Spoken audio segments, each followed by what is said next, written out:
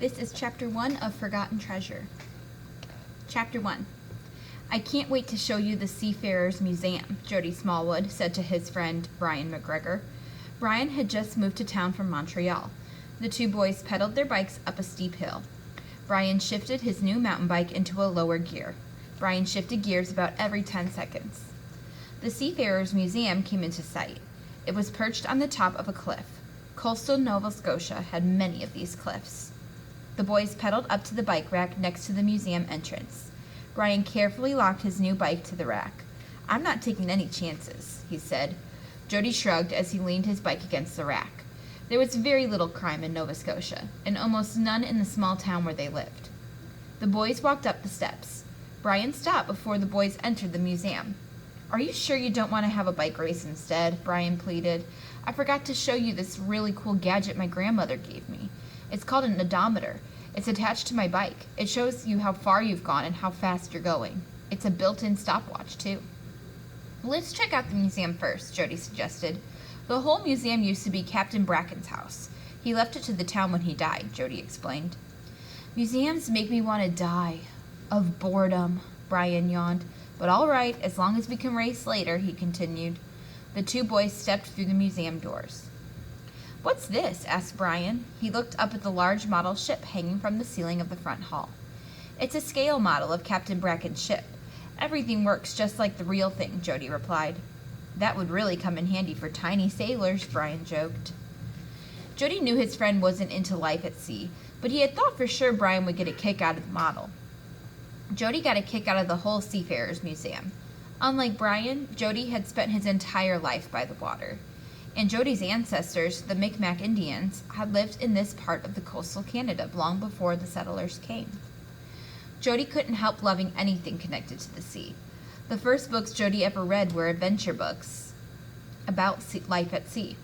When Jody had read Treasure Island, he became fascinated by pirates. Jody felt very lucky that Captain Bracken had lived in his own town. It was rumored Bracken had been a pirate before he settled in Nova Scotia. Jody led Brian into a room with glass display cases along one wall. This room has all the captain's personal items, his comb and brush, his watch, and some of his tools, Jody said. Does it have the bucket he used to bail out his leaky ship? Brian asked with a smile. I don't know. Jody liked Brian, but sometimes his friend got on his nerves. Everything was a joke to Brian. There's the best thing in the whole museum, Jody said, pointing toward a display case at the far end of the next room. Let me guess, said Brian. He closed his eyes and put one hand to his forehead like a mind reader. It's small and square and has pages. It's a smelly old notebook. Brian opened his eyes and gave Jody a big grin. A large sign explaining what was in the display case was visible from where they were standing. Very funny, Jody laughed, but it's not just any old notebook. It's Captain Bracken's diary. It tells all about his life at sea.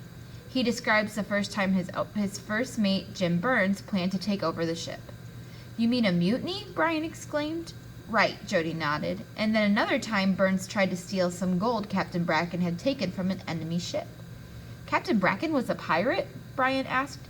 He was interested now that the talk had turned to pirates. Sort of, Jody said. During the War of 1812, captains were supposed to capture enemy ships. They could keep whatever valuables were on board. What else is in this diary? Brian asked. Captain Bracken wrote about how Jim Burns died when he fell overboard, Jody explained to his friend. Couldn't he swim? Brian asked. The sharks got to him before other sailors could pull him out. So Jim Burns ended up as fish food. Brian sucked in his cheeks and moved his lips like a fish. Captain Bracken wasn't sorry to see him go, Jody continued. He never trusted his first mate. So why didn't he get rid of him? Brian looked puzzled. I don't know. Maybe he did, Jody shrugged. Do you think Bracken killed Burns? Asked Brian, eyes wide. Who knows, Jody answered. But if he did, he didn't write about it in his diary. Maybe Burns didn't fall overboard. Maybe Captain Bracken made him walk the plank. Brian nudged Jody forward as if he were pushing him down a plank. What's really interesting, said Jody, ignoring Brian's jabs, is the poem at the end of the diary. It's the final entry. Probably the last thing the captain ever wrote. He was old and sick and hadn't left his bedroom for several years. How do you know so much about this guy anyway? Brian asked.